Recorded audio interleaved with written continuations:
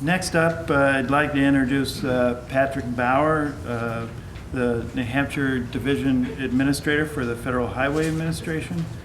Patrick has held the position since August of 2011. He directs a multidisciplinary staff of administrators and $160 million worth of federal aid highway programs to state and local agencies throughout New Hampshire. Prior to his appointment here, Patrick was the Assistant Administrator of the Ohio Division. Patrick began his career with the Federal Highway in 1988. After successfully completing the training program, Patrick held various positions with Federal Highway, California Division, Headquarters, Florida Division, Texas Division. Patrick is a registered professional engineer in California and holds a Bachelor's of Science degree in civil engineering from Colorado State University. Please join me in welcoming Patrick Bauer.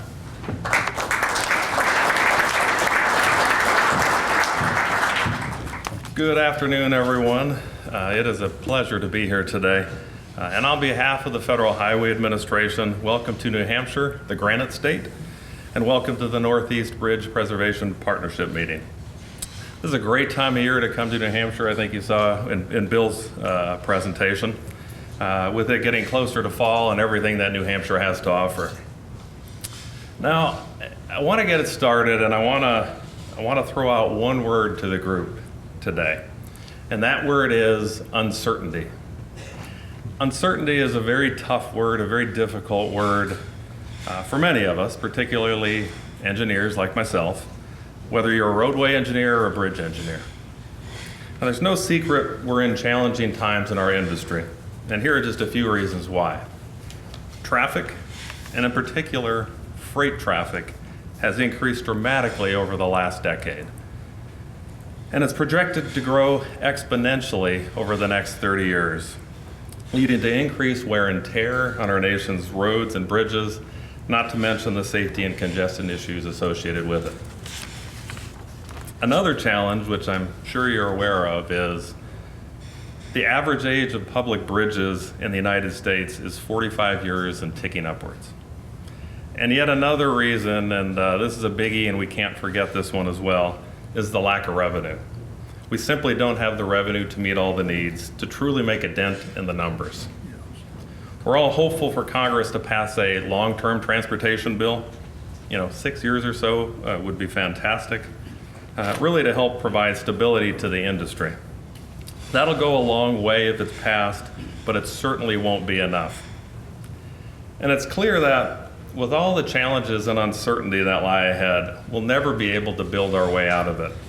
Because of this, there's no question that we need to take a risk-based approach and continue and expand upon our preservation strategies to stretch our limited dollars even further. Really, we have no choice, and that's where your preservation work is so important to help tackle these challenges. And yes, I said tackle because we are entering football season. There's a big game tomorrow, but I think you know that.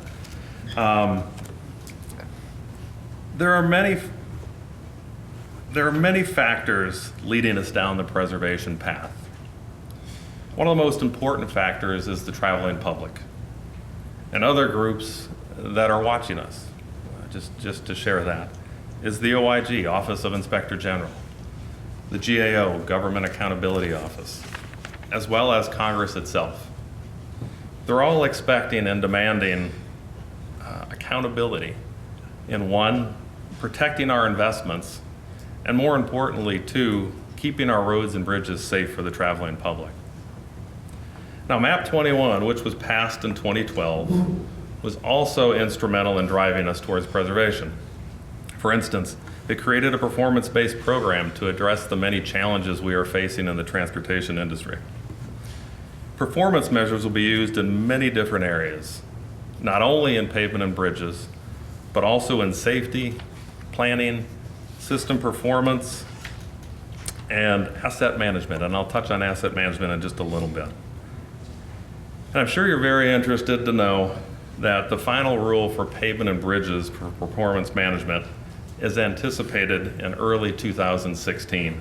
But there's no question that could definitely change, so stay tuned for that as well.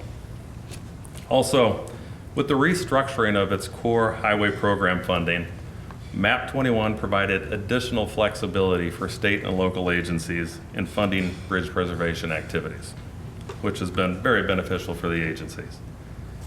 Now, regarding asset management, MAP 21 requires states to develop risk-based transportation asset management plans, or TAMPs. The plan will provide state DOTs a strategic direction and a systematic process for operating, maintaining, preserving, expending transportation assets throughout their life cycle. And as Bill kind of stated, we'll get away from the worst first mentality. And there's no doubt about it that asset management is here to stay and will assist the state DOTs in their decision-making process in utilizing its valuable and limited resources. Now, another factor moving us towards preservation is our expanded research efforts. MAP 21 provided additional funding for the Strategic Highway Research Program, or SHARP-2, which I'm sure you're all familiar with.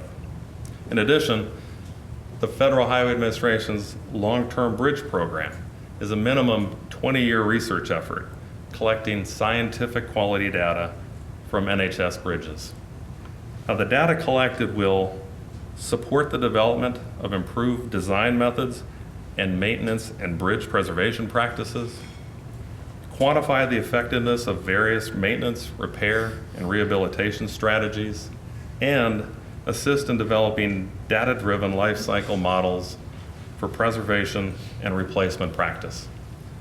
Now, I expect that the new transportation legislation, when passed by Congress, and again, I'm very hopeful that we'll get a long-term bill later this year, will build upon the MAP 21 momentum towards performance and asset management.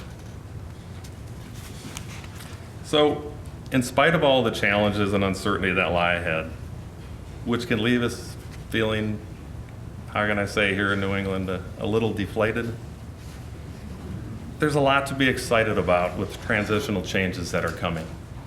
Of course, none of it can happen without the strong partnerships that have been established, such as this group, the Northeast Bridge Preservation Partnership.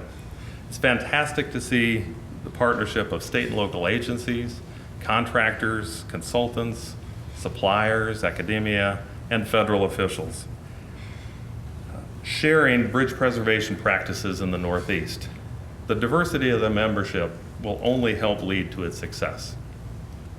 We certainly appreciate the important work that you do for the traveling public, and we're very supportive of the efforts such as this to bring the best and the brightest together, to share best practices and innovations, discuss common challenges that you may face, identify strategies to overcome those challenges, and very importantly, to highlight the lessons learned along the way. Because as we all know, sometimes things don't go as planned. I've looked at the agenda today, and there's no question that it is packed with excellent information. Very fortunate that way. There's a lot of network opportunities for you as well, which is where a lot of the good business gets accomplished, but you already know that. In addition, to add on what Bill said, I hope you're able to enjoy downtown Manchester and all that it has to offer. There are some terrific restaurants and just a good atmosphere as you walk up and down Elm Street. Unfortunately, I will have to leave here shortly after my talk for another meeting back in Concord, but I encourage you to take advantage of the wealth of knowledge in the room over the next few days. And with that, again, thank you for all that you do for the Northeast and beyond, and have a great partnership meeting. Thank you.